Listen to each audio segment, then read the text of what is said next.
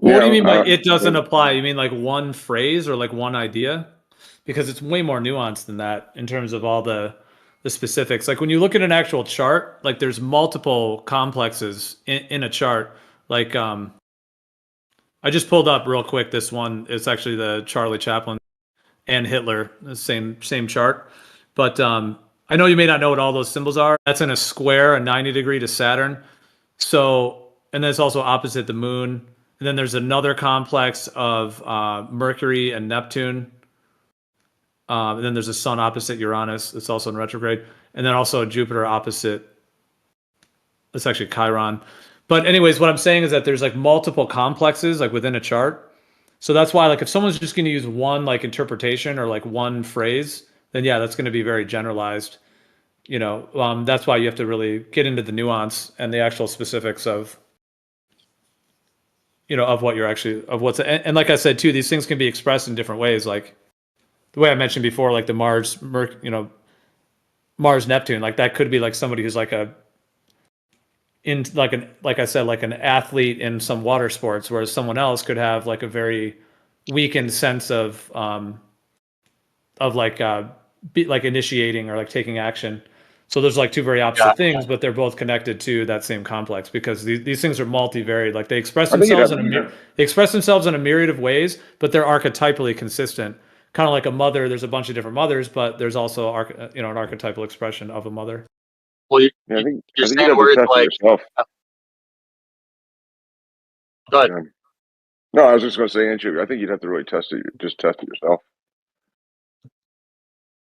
Yeah, yeah. I mean that could be the case. Again, I don't know. I've not looked into this deeply. It's just on the surface when I have conversation, like not to slight Geo at all in any way. You're saying words like get into the specifics. I never hear specifics in these conversations though. It's always, well, it could be expressed differently and they have a certain archetype and it's like, well, yeah, but what does that mean? Like, I would be more convinced if this had any kind of predictive power or if it could be specific to an individual. But It it seems does. It's like both of. every time I talk, I haven't heard It any has both. specifics Yeah, though. it has both. I mean, what I meant by you could test it is like you could run through, I don't know, your ex girlfriends or something, and be like, man, which one did I really like hate? And then line it up with your birthdays or something, and be like, why did I get along? Why do I always get along with this person? Let me see if another person I always get along with is similar. Is born in the same type of sign. That's what I meant by test it yourself.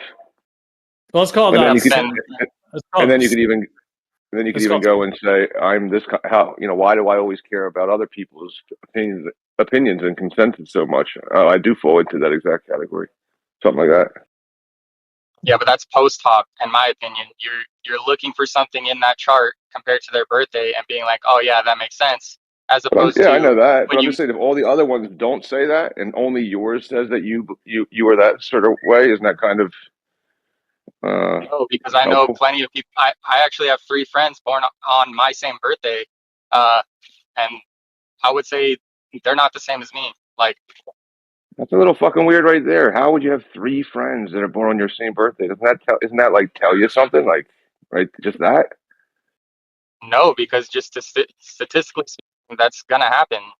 There's well, there's people Anchovy. out Dude, I there don't who got know any no one friends born on born on that my birthday. birthday, man. Yep. I only have like four friends, but That's Yeah, my but point. there's a lot of different men in the world, like a man, but we're not all the same. Some men are this, some men are that. Like there's a wide range of different types of men, but we're all men. So just because I'm a man and you're a man doesn't mean we're the same. So just if you have the You know same how birth big chart that as is? him, just if they have the same birth chart doesn't mean you're the same. But then at the same time, there's certain man things that you probably would say are similar to your friends, or to other men. Men generally are fill in the blank. We can get into the whole people, generalizing or characterizing women, women are this way or men are that way. And we know some of that time it's BS and it's too general, but we also all kind of know like, it's kind of true. A lot of women are like that, or a lot of men are like that. You know what I'm saying? So that's just another example of like the archetype of the man, archetype of the woman. You can both be a man doesn't mean you're the same. You can express yourself in a lot of ways, but then there are those similarities of being a man that we would all kind of agree, like, yeah, that a lot of men It, are X, Y, Z. from my Yeah, understanding, but that. I thought it was Go ahead, like look. if you have like a three, um, like your whatever thing you have, is like determining like what you would be talented at, not necessarily like your personality, but like you guys would all be good at the same thing, from my understanding of it. I'm still stuck on this thing where Anchovies like I don't believe in the zodiacs because I have 3 friends, the 4 of us on the same birthday somehow in the all of the cosmos joined together, and we really enjoy each other's company. And I don't know. Is that not ironic to anybody? I think maybe you're exaggerating. Maybe you got 2 friends or a friend and a half, or you know a guy No, or I something. I have 3 friends. We all share the same birthday. Yeah, well, now I'm a full believer in this whole zodiac, if that's Why would true. that Yeah, matter? but Why would that have to do with then anything? there's It just means you're born on the same day. It just means you have the same chart. Doesn't mean They get anything more. along. They get along. They align. They literally align, yeah, and but then we're saying these I stars align with a align, bunch which of makes people. alignment like cohesive. And these guys all align. I don't know. It's just how's that not? Align in what way? We share a birthday. We have very different views on a lot of things. Yeah, it's the You all same. Well, became I don't. I think friends. he's all right. I mean, That would be there's an twins that alignment are part. born on the same day. Twins obviously are born on the same day, and they can be different, but they have the same chart, so they have the same archetypal complexes, but they may express them in different ways. So if you're born on the same day with your friends, yeah, there's a certain level of resonance, but you could express those components in different ways. Like like for example, I mean, like you'd have to kind of understand like how each of these archetypes and how they express themselves. Like another example is like I don't know, maybe like chocolate. You know, chocolate is chocolate, but you can make it in a bunch of different ways. You can have mint chocolate, you can have strawberry. You know, you can mix it, you can make it in a bunch of different ways. So if you were to know what complexes you have in your birth chart, like I'm trying to think of like other ones. I mean, there's a lot that have like certain polarities to them that could be expressed in different ways, even though it's the same actual archetypal complex. In the same way that like I was saying before, like 2 men can be born and both be men, but one of them expresses their manlyhood in one way and the other one in another way. So there's similarities but differences. Yeah, but I could say that for literally everyone, right? Like we're all humans. There's a certain range of personalities we have words for and emotions. We're all a lot of us share overlaps, even though our main archetype is different. I mean, I hear you, man. There's just some people who are a certain way, and there's just like no changing that. That's like who they are. What makes them that way? What makes it? I know we can put in different like experiences. Like, one person can lose their mom, one person can lose their dad, one person can have both their parents their whole life. So it's going to make them, react differently. But why are they dead set that way? Whatever way they are. Well, I think Yeah, it's I'm a gonna lot of try to look factors. I mean, in. I think you have like your ancestry, your genetic part of it all, and then there's like the soul part, and then the astrology chart would be like for this lifetime. But actually, I think it connects to previous lifetimes too, like karma through multiple lifetimes. Meaning the chart you're born with in this life actually represents past life patterns as well. So I think it actually goes interdimensionally through time on that level as well. But yeah, I mean, the thing is, like, if you think about like just the what they call the planets, like the sun, moon, Mercury. Well, they don't really call the sun, moon planets, but if you have the sun, moon, Mercury, Mars, or Venus, Mars, Jupiter, Saturn, etc. The thing is, we all have those in our chart, so we all have those components, and like the sun is connected to like your identity, like that shining part of like your selfhood and that kind of your energy level as well, like the connected to the sun.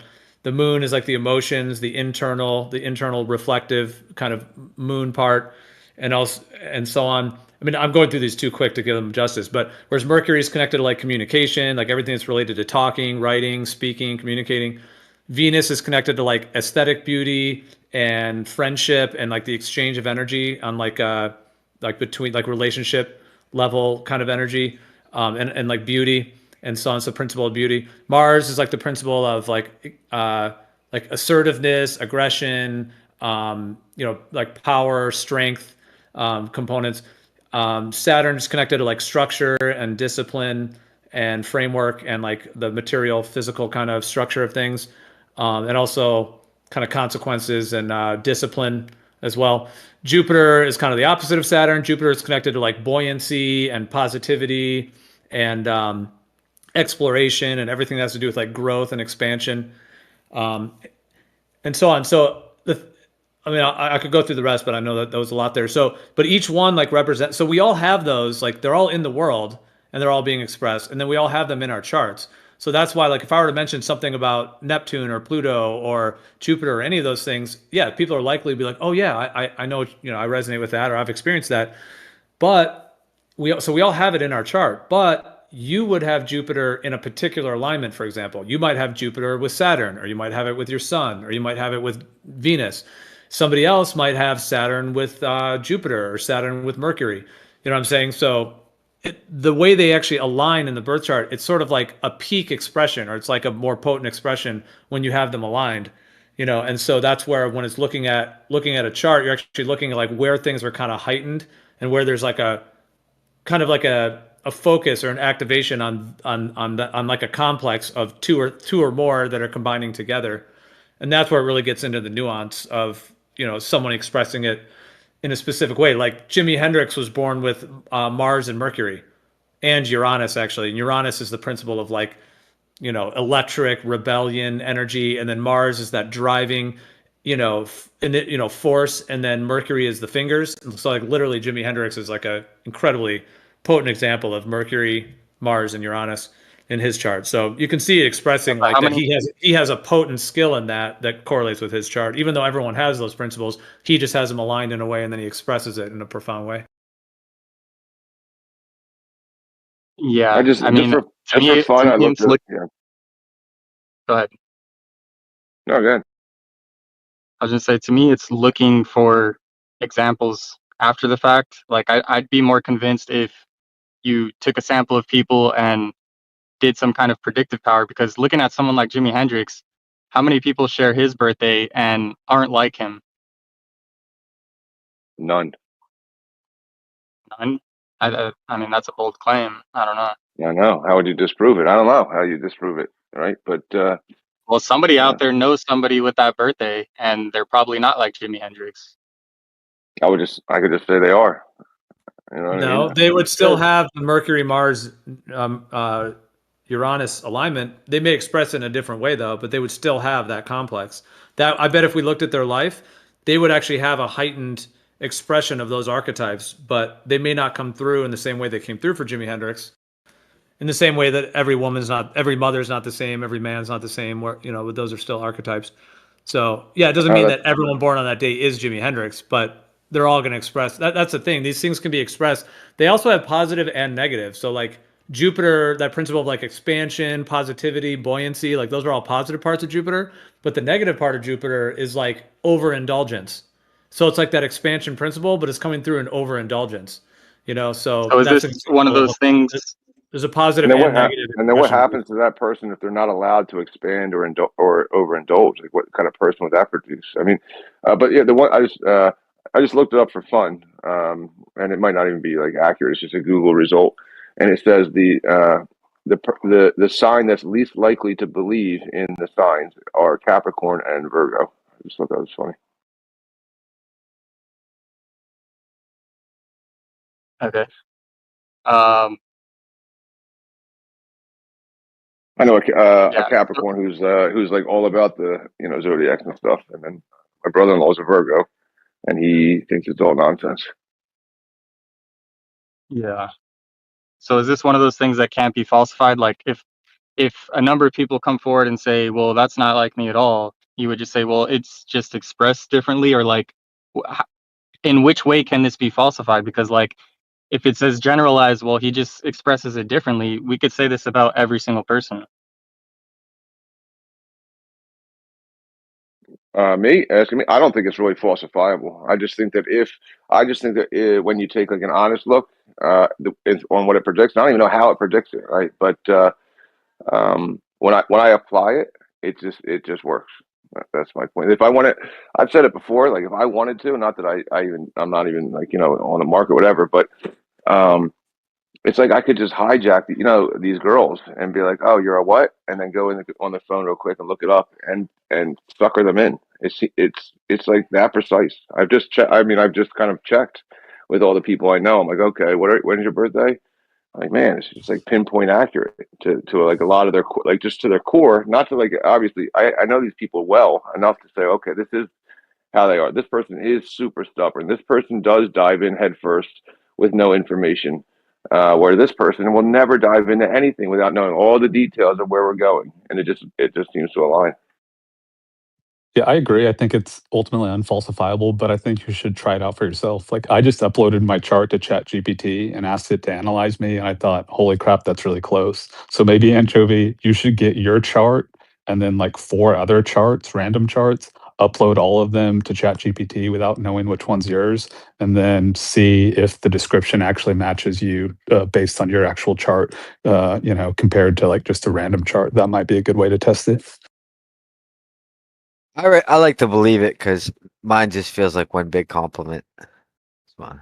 Oh shit! Best I'll at say it's- this, best at that.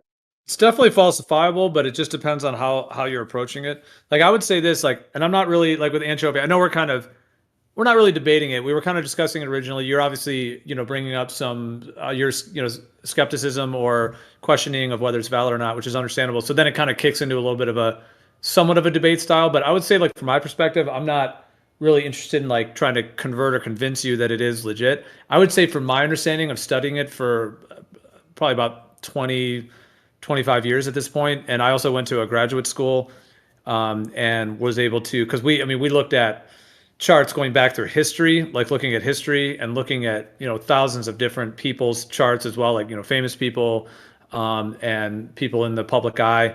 And I've also worked with it with many people as well on like an individual level and within communities and so on. So like for me, I would just say from my perspective, I know for a fact like it's an integral part of nature. It's like actually a functioning to this whole realm and how this realm is designed. However, I realize everybody would have their own journey to either, looking into it or not, and then coming to their own conclusion as well. So to me, it's not at this point, it's not even a question. I've seen how accurate it is, and it's like, it seems to be like intricately designed and intricately like incorporated into the design of this whole realm. Pretty much just like a function of nature. The same way, like, All right, no pressure, Gio. I'm going to need you to guess what Anchovie, myself, and Osco's signs are. No pressure. I mean, this isn't to slight anybody into it. Again, I've never deeply researched this, but usually when I talk to people who are in it, they say, "Oh yeah, it's highly accurate," or I think even Notanks said like it's almost everyone he knows it aligns. But it's like, how many hits on other people that have the same chart does it not align with? I don't think anybody ever keeps track of that. Mine's pretty accurate. Well, I will admit. Well, you could test it for yourself. Like what I would say, like there's 2 ways to do it. You could just not read anything anyone's ever said about it, and like I said, just go look at the positions of things. That's going to be more advanced though. But if you can actually, but it is possible you can do it that way, or you can read what other people say about it, which it is hard to find good information. That's the thing that's tough. It's sort of like in a lot of things like this, it's hard to actually find the real deal stuff. There's a lot of like BS and people trying to sell books and whatever else. But you could also look at what other people say, but then scientifically test it for yourself, and actually study it yourself to see if it's valid. Like you don't have to just blindly believe whatever phrases somebody put together to describe X, Y, or Z. You could actually just look at the basic principles and then study it and see if it actually is functioning or if it actually is happening, yourself, like scientifically. Gio, you being the expert, I'm just going to give you a little heads up. I am going to confirm whatever guess you make, and Oscar might be on board with this also. We're still waiting for the guesses. Oscar, can you send me whatever the zodiac, I need to our look up? personalities? We need an analysis.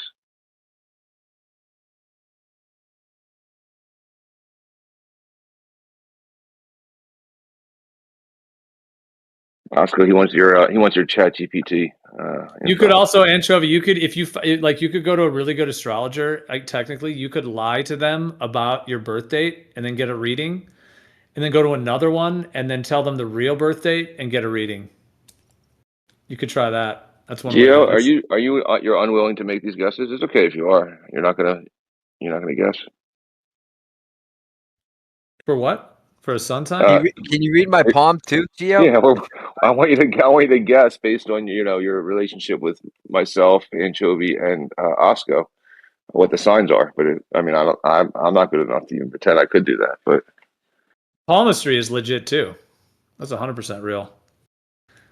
Palmistry, the lines in your palm, but it's kind of a separate thing, a little bit different, but there's some My overlap. thing is, if even if I went to some people and they weren't accurate, we would just say, "Oh, those guys are probably fakes." Like, where's the real ones? that's right. I just tagged you in like a place that you can get your chart, and then I don't know what Geo thinks, but I just thought of this: the idea of uploading it to Chat GPT. I'm reading Chat GPT's analysis of my chart right now, and it like honestly seems pretty accurate. I was thinking the same thing when I was saying it earlier, but then it's like I don't know. Like chat, I guess it's just people. Right? Like where's the computer getting the information from people? I guess, but it kind of makes it gross. But it's very. I'm starting to enjoy the ChatGPT stuff. Yeah, but see, anytime someone's describing one of these, like for example, if you were trying to describe a computer to someone who had never seen a computer, you know, like someone who had literally never seen one, you're like, well, it's got like a screen and it like a laptop, let's say, it kind of folds open, it's made of plastic and it has keys. Like you would probably get a bunch of different descriptions for a computer, but the computer is just the thing, it's the actual computer. So what I would say is like with these luminaries and with the way astrology works with the stars, all of it, like they just exist. They just are there. And then how people describe it is going to vary, and that's where it gets. I mean, yeah, Oscar, if you said ChatGPT is decent at it, maybe ChatGPT has kind of pulled like, you know, a fairly decent summation of what a lot of people have said. So I wouldn't be surprised if ChatGPT is not actually somewhat decent at giving, you know, a That's kind of such a basic Pisces opinion. thing to say. No, I don't know. So I mean, Pisces. I've actually done a little bit with astrology. I'm not saying it's like fully accurate, but I'm saying I wouldn't be surprised if it's able to. I'm gonna guess. I'm gonna guess you're a Pisces. Uh, and now what's your guess for me? You're a Taurus. I'm only saying that because that's what I am, and that's the only thing I know. So stubborn. I think Anchovie might be a Taurus as well. Very stubborn. I would say you Also, are 100% wrong. Hello. Maybe your mother was a Taurus. I'm not very good at this stuff. Anchovies a Gemini. Yeah, but you're talking about, so in a chart, you You have your guys are sun. trolling me. The thing is, in a chart, though, you're just talking about the sun sign. So that would just be the position of the sun. You also have the moon, Mercury. You have all of the, you know, their planets in their globe model in the solar system, but the wandering stars, those luminaries. So if you're talking about just someone's sun sign, that's just one aspect. Because, like, they could have their sun in Gemini, but then they could have 5 other planets in, you know, Cancer or something. So they're going to have a really strong Cancer, you know, Cancer weighted when you have 5 things in Cancer, but just your sun is in Gemini or something like that. I only said that you were a Pisces because that's the exact opposite. I said who's most likely to believe in the zodiacs, and I said Pisces. And that was literally my only reason. And the Taurus is a bull, so they're stubborn. That's all I know about that. I don't know these things. I just look them up when they come around. There's also tropical and sidereal, so meaning if you account for the precession of the equinoxes, because like in tropical, my sun is in Virgo, but in sidereal, my sun is in Leo.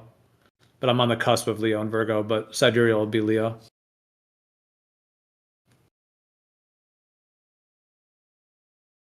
I honestly, in the past, I would have always said you would be like a Virgo. My brother-in-law, the one I said who's not into the zodiacs at all, he thinks a lot like you do.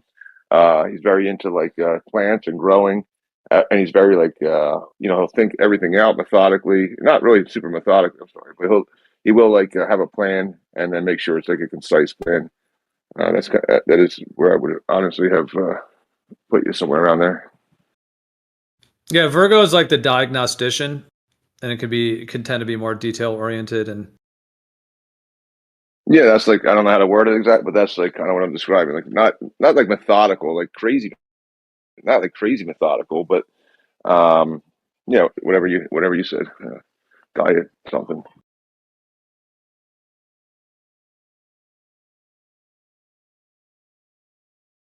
But it also it's strange that it's like he's because it's strange that he's very like A, B, C, D, 1, 2, 3, but at the same time, very much into like into earth and gardening and stuff like that, like plants. But he also wants the plants to be, he wants to produce, like he makes sure it's like going to produce stuff like that.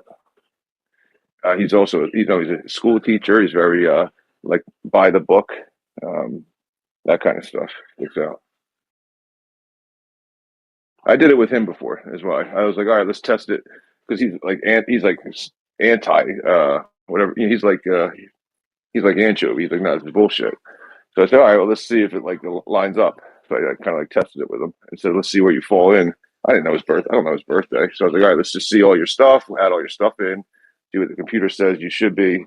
And it was Virgo.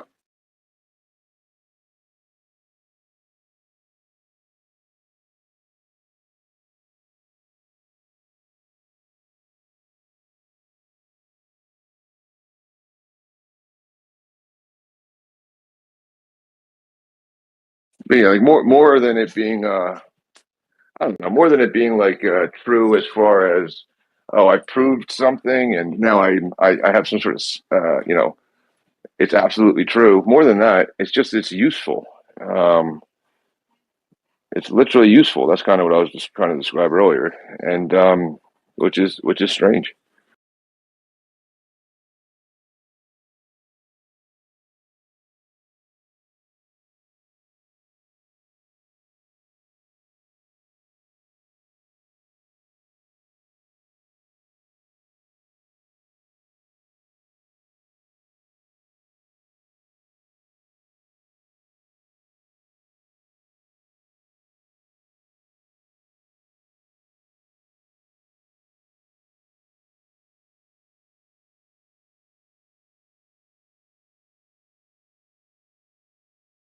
Anchovie, you go to charts and calculations, and then extended chart selection, and then you can sign up. Or if you just want like an easier one, I just Google another one, astrology.com. I think you can just put in your info and it'll give you one right away. But I think you need to know your birth time. I don't know if that's super important or not. Geo could tell you, but I think you do need to know what time you were born at. Ooh, yeah, I'd have to look that up or ask my mom. I don't know that.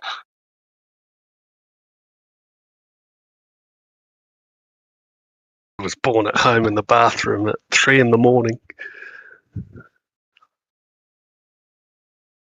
From a test tube. Yeah.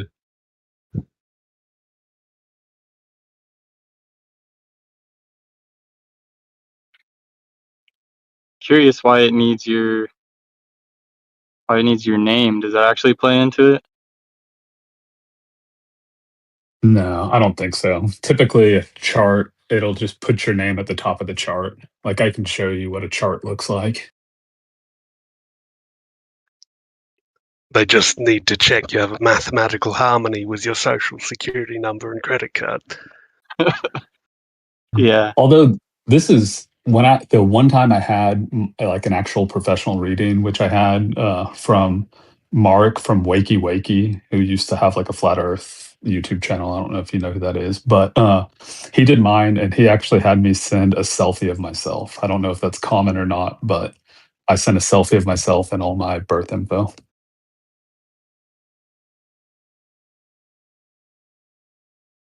Interesting. It wants to know like birth town, your gender, who you're doing this chart for. It's kind of interesting. That astro.com might ask for whatever because it's kind of put, for things like that, but you don't need all that. All you really like, you just need your date, the place, and then if you have the time, that's more ideal. The time won't make a massive difference. Like even without the time, you can get like basically 98% of your chart or whatever, because the only thing that really moves that fast is the moon to make a difference in terms of the moon position. Also the rising and setting, meaning the point of the horizon that's rising is what's called your rising sign. It's called the ascendant. And then you have the descendant, which is where, the 180 degrees opposite that, like where everything is setting. That's the descendant. So you have your ascendant and descendant, which is the two parts of the sky, like essentially where everything is rising, and that of the ascendant, and then where everything is setting at the descendant. And then you have it's called the there's the Emium Coli, which is the base of the chart. That's like basically the position of where the sun is, like opposite when it's noon for you. So yeah, you have that axis as well, like the position where the zenith of the sun is at high noon, and then at the top of the chart, and then you have the base of the chart 180 degrees opposite that, and then you have the rising and setting, and then you have the moon. So those things actually will change based on the time, but those are just to like get it dialed in more so. So even without the time, you can get like your main chart, but if you have the time, it dials it in more. But that's all you really need, just date, time, and place.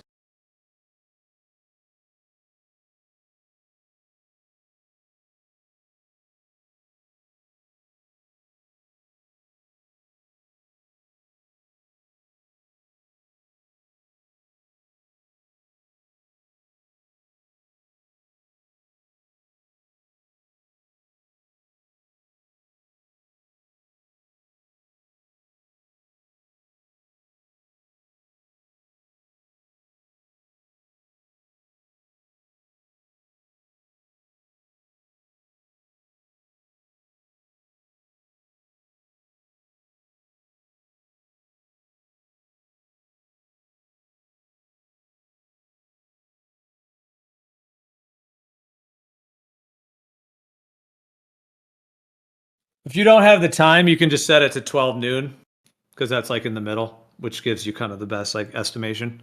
But if you, at least with the date and place, you'll get pretty much your chart. Just not the moon and the rising.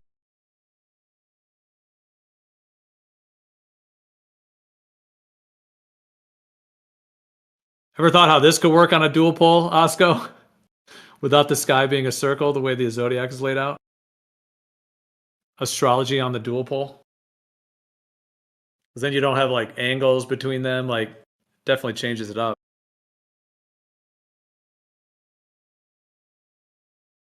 Yeah, actually, I haven't. So, what does flat Earth versus globe mean for astrology?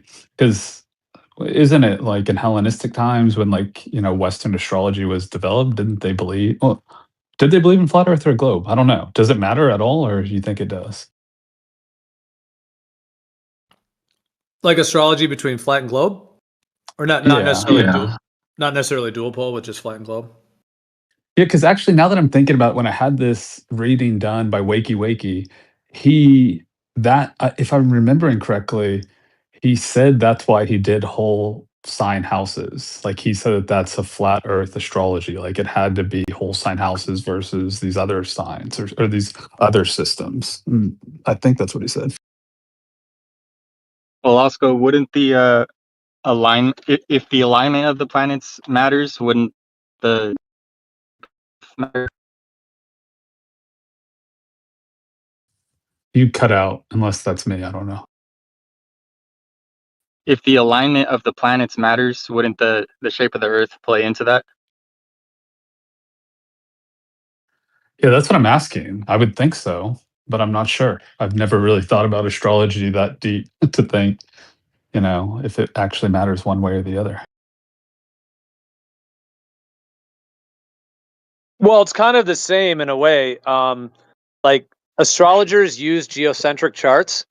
So even like all of the astrologers out there right now that believe it's a globe, they're actually using geocentric charts, which just means like if you're on the globe, let's say you're in the center, and then all the planets are all around you. So like in the globe model, you're on the Earth, and then there's Mars over there, and they think of it as way out there as a sphere, out in the solar system.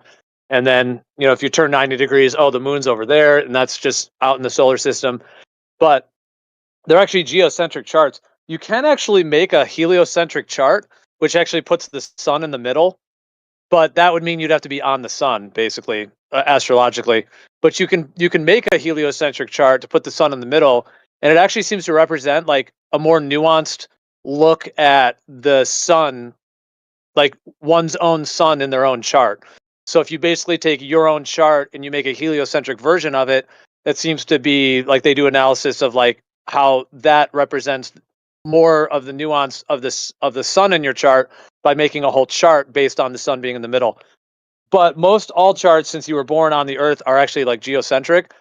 And this is one of those things where like kinematically it would be the same or very similar in terms of like let's say a flat planar type earth versus a globe, where kinematically it's the same actual angles. So like whether you think of it that you're like on a ball with all the planets out there in the solar system at all those angles, or whether you think of it that you're on a flat plane and all those angles are just above you, you know, all of the luminaries are in their angles above you, it's like kinematically equivalent in that sense, like the zodiac and the degree position and so on. Now, I mean, that depends on like what I guess kind of flat earth model or layout someone's thinking of, but I mean, in terms of the ancients using astronomy and astrology and having systems formed for eons of time, and then the globe came along and said, well, actually, it's a globe, but all of those same, you know, kinematic alignments of the astronomical, you know, I mean, it came from a flat Earth understanding in the first place. They just adapted the globe from that. So there's definitely like overlap to the point to where it's not like dramatically different.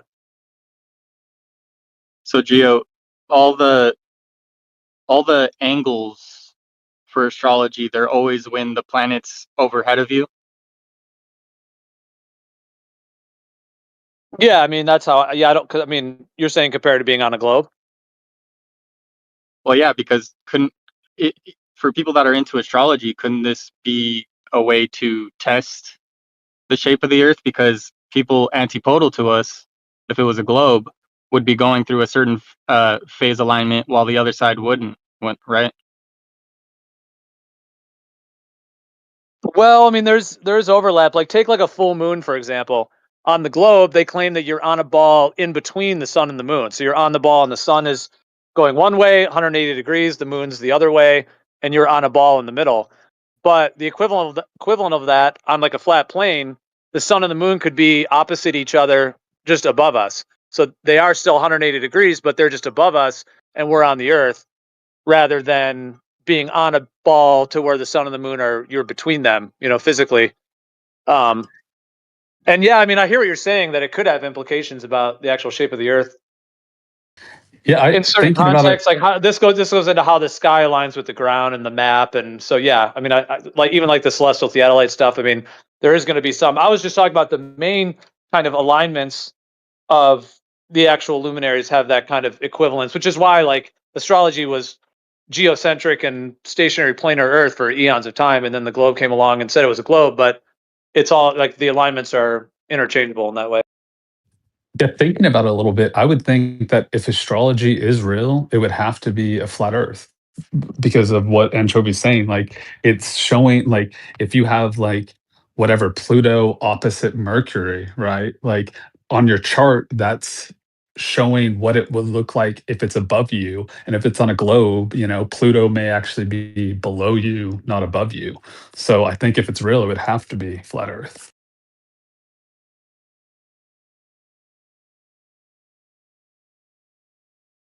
Confirmed yet again.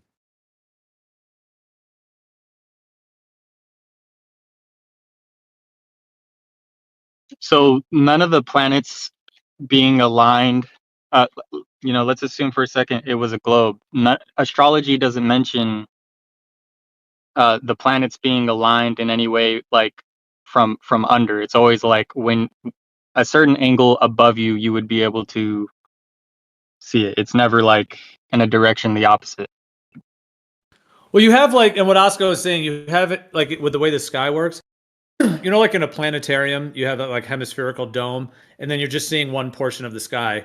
So, you know, you're not like necessarily seeing the whole thing. So, as the sun rises and sets, Pluto rises and sets, all of that's happening.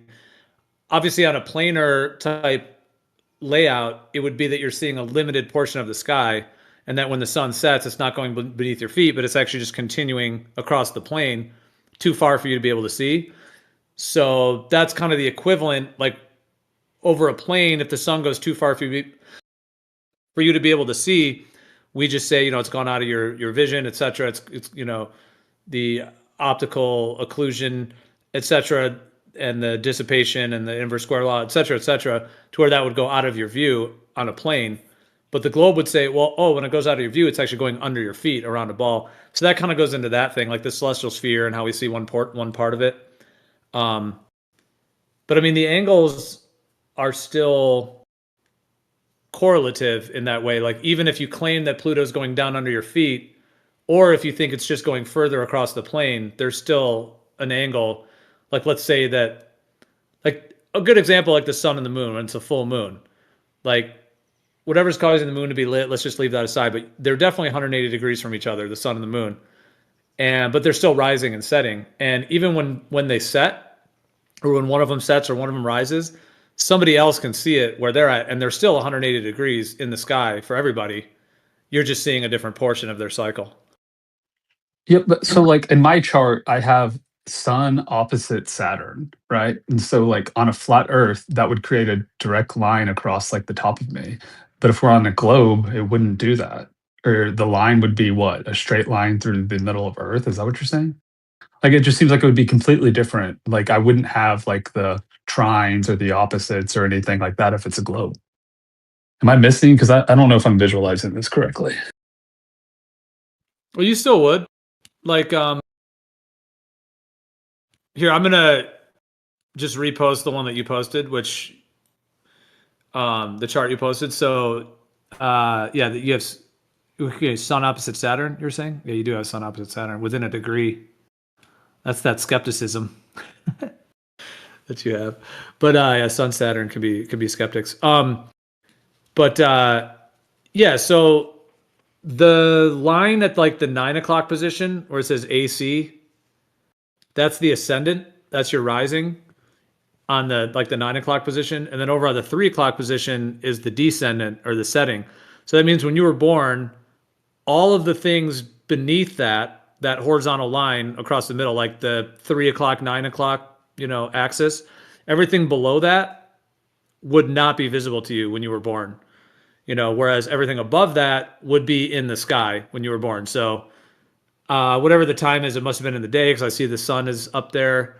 It must have been like afternoon, in early afternoon, right? 1, 2, 3 o'clock. This doesn't say the time, but just to the position of the sun because it's headed towards the descendant. And then it's just the difference that, so you have your ascendant, descendant, everything above that you see in the sky above you, the kind of 180 degree hemisphere of the sky.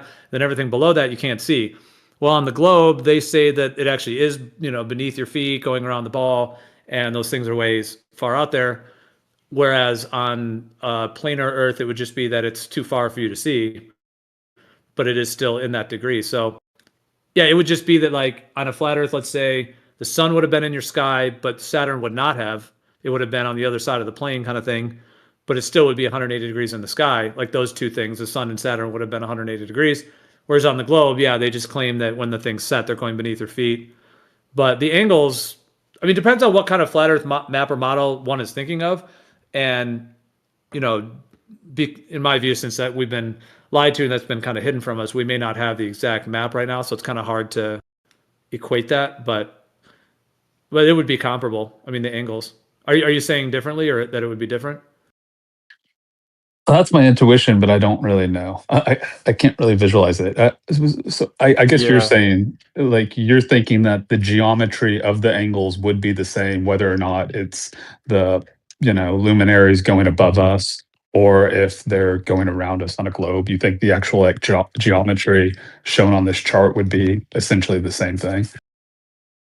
Yeah, but I'm tentative to say that with like any like absolute statement of fact because I don't have like the correct planar flat Earth map to be able to be like, here's the map, here's exactly how the sky maps to it. That's the thing. Like, is because of, in my view, being lied to about what the shape of the Earth is and this whole situation about the globe and stuff. But so I mean, I can't say like, oh, it's absolutely equivalent and here's the proof. But I mean, in general, I mean, astrologers for eons of time had flat Earth cosmologies, and they were studying the sky from that perspective. So, and the globe obviously came much later, and then it kind of is adapted. But like the planar stationary is the original that it has worked on. So I mean, I'm generally saying that it is equivalent, but obviously you'd have to have like the exact correct map and be able to prove that. I would imagine though, somebody, people who have been into this for a long time have some kind of like conceptualization, because like Oscar was saying, like when it says something's opposite of something you can see in the sky, like where would they place that? Well, like if it was a full moon and it's noon for you and it's a full moon. So you're looking at the sun it's directly above you, there it is. You can't see the moon at all, right? It's on the other side of the plane, other side of the globe, however you view it. The moon is nowhere to be seen. You just see the sun. But then 12 hours later, you just see the moon and you see a full moon right above you at your zenith. There it is, full moon, and the sun's nowhere to be seen. So, yeah, what is happening there? Like, obviously, the globe claims it's going around the other side of the ball, beneath your feet, you're on a ball that's rotating, etc. Whereas on a flat plane, it would just be that, up is up, down is down, plumb lines are parallel, etc. And it would just be that you're looking, you can only see the sun, let's say, and the moon is, across the plane, essentially, far, far, far across the plane to where you're not able to see it. Unless it's like the 24-hour sun and then you can see it the whole time when it circles you. Because like we know, like when you go to the north or the 24-hour sun or in the south, but you see the sun completely circle you. So I mean, we know they're making circles, at least, respectively when you're at the north for the 24-hour sun or at the south. But when you go further from the North Pole, you can't see the 24-hour sun because it sets because it goes too far away. So if the moon's doing the same thing, then they would still be 180 degrees opposite each other, just above a plane, and you can only see one of them and not the other. If they're 180 degrees from each other like that.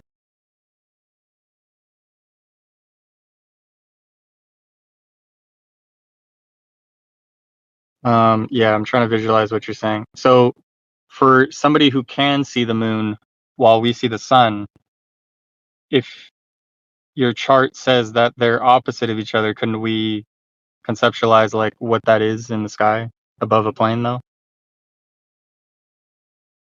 We might not have the distance, but we know it's above a plane.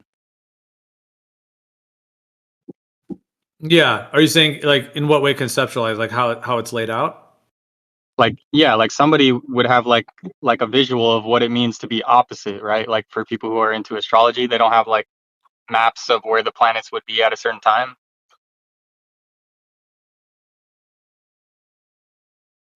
Well, yeah, that's what the ephemeris is. You know what an ephemeris is? It's like a list of all the degrees and positions of every celestial body.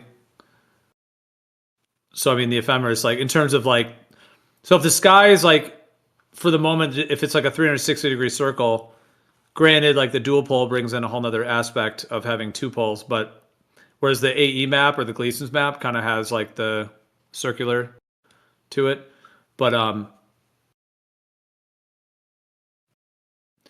yeah, like basically that chart, like the one I posted of Osco's, if you like, that's a 2D chart, but if you want to think of it as a globe, you could put yourself in the middle of that, the very center of the chart, and put yourself on a ball, and then all of those angles to those planets out there basically are, on a globe said to be in like this 3D projected with the balls all out there, and so Saturn would be there, Mercury, etc. But it's not really accounting for like the change in declination, like from the ecliptic, like whether the orbit is above it or below it.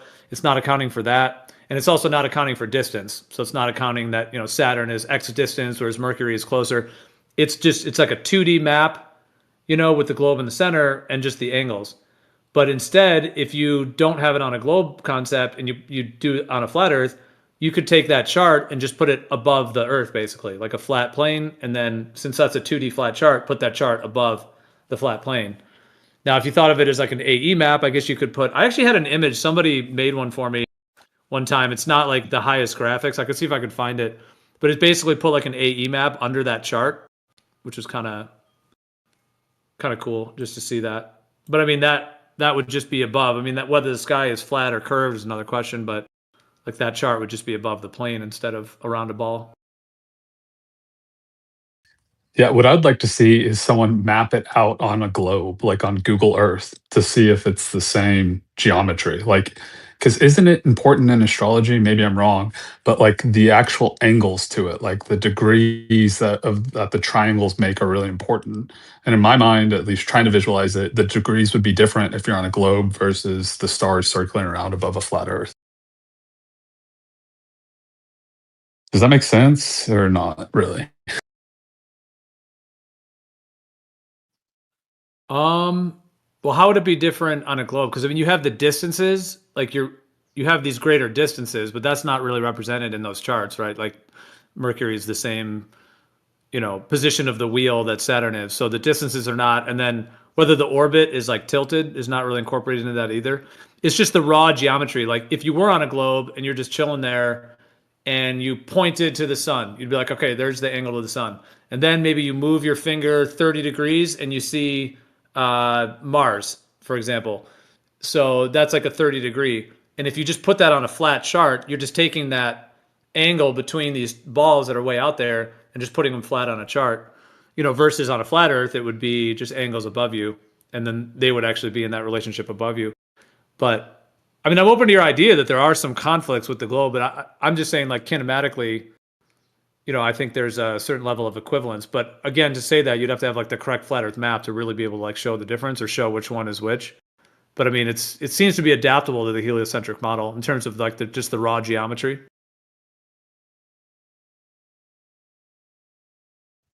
I'm just gonna take your word for it. I can't visualize it. I'm trying really hard, but I just can't make sense of it. Yeah, I'm having the same issue. Surely there's like something we could look up to like look at it though. Well, like you've seen this, like this is like a globe. I'm posting it. It's like a globe, and it has like a little hemispherical little kind of dome of vision thing on it. So like in that hemispherical dome of vision, you're going to have all of the luminaries that you can see, or the planets. And then when they set, they just, on the one model, they claim they're going beneath the ball. On the flat, it would just be that it's going too far away. But I mean, they adapted. I mean, astrologers and astronomers were flat Earth geocentric, for in the entire time before the globe came along. So I think there is a. Wouldn't your reading be visual based rather than where the planet actually is at that point? If we're taking in personal domes of vision? Are you talking about like the apparent versus real position? Yeah. It's only based on you looking up at the stars, or at least historically. How would they know where it actually is versus like it appears to be setting when it's actually a certain degree in the sky?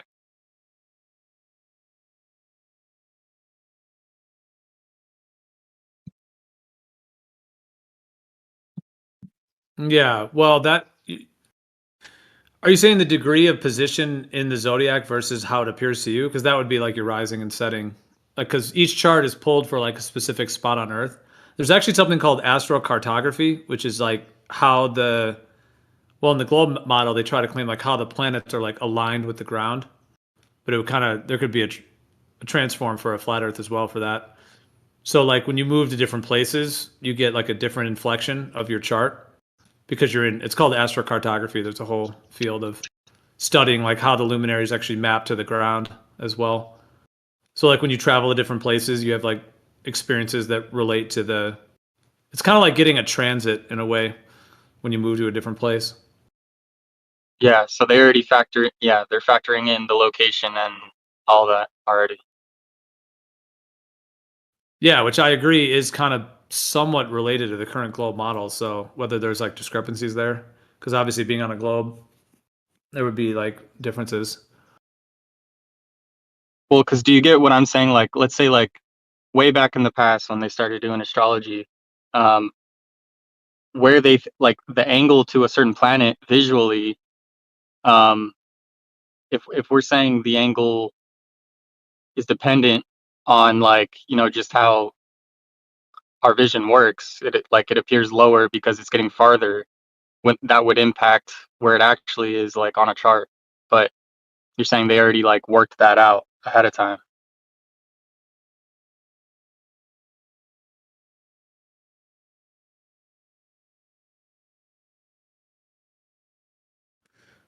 Wait, say it again. I'm not sure I caught exactly what you mean. Like I would imagine when they first started doing it, like how did they determine where a planet appears to be visually versus like where it would actually be like in the sky over a plane?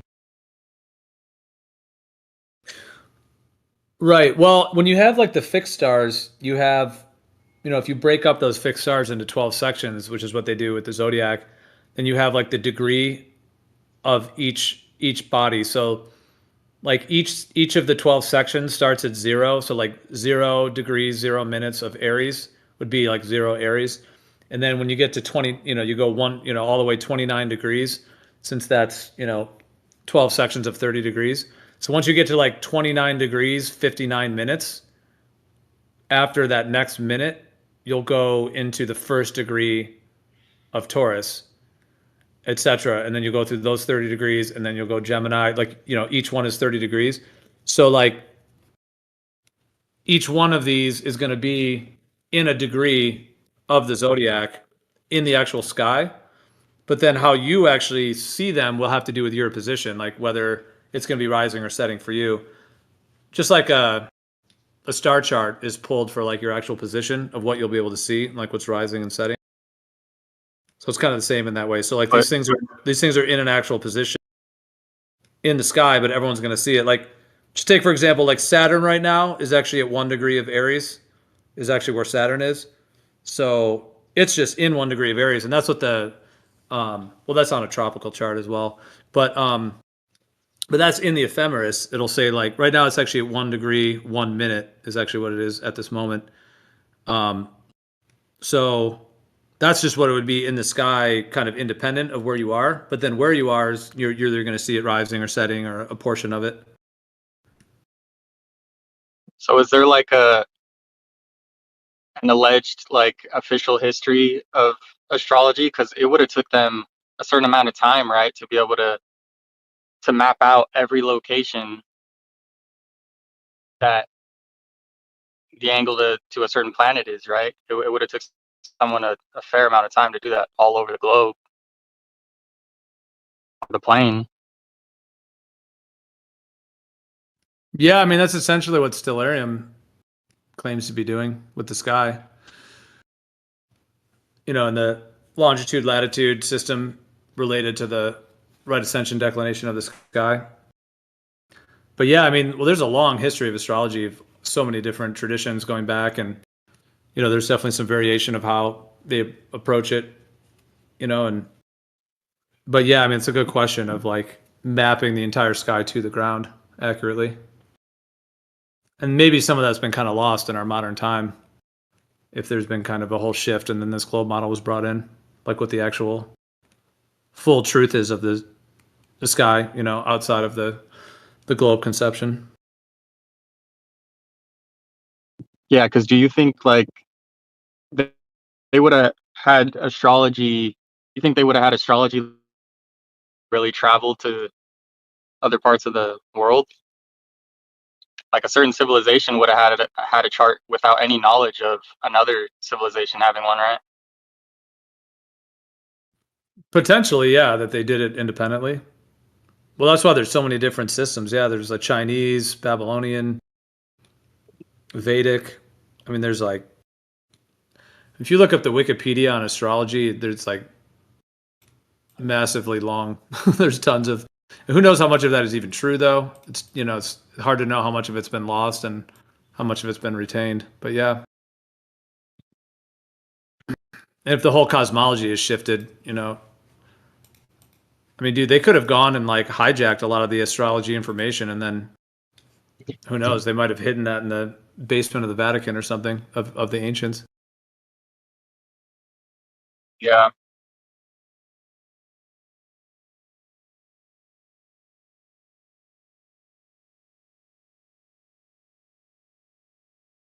It makes me think, like with the Epstein files, how they redact certain information is up to their discretion. I'm curious, like over the history, what a certain empire would choose to like redact from the public, and if that ever gets, like what have we lost over time?